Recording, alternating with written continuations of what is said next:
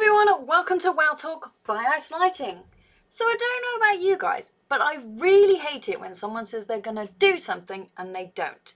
So where's my transmog? Are we blaming Blizzard or Amazon for this one? So you might remember from my previous video, there was a nice post about how we're going to get 3 crowns if we join Prime Gaming, and it's all exciting, and today was the second one, 27th of July.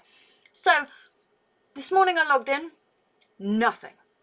I logged in again at lunchtime around 2 o'clock because being UK sometimes it might be the start of American time, so sort of East Coast time. No. Now West Coast time, I'm now logging in at 5 o'clock UK time and it's still not available. So here on the Prime Gaming page, it has no dates whatsoever. It simply says available soon. Yet on the Blizzard page, that is the one that specifies that it is the 27th. So are we blaming Blizzard for getting the date wrong, or is this Amazon that have it wrong?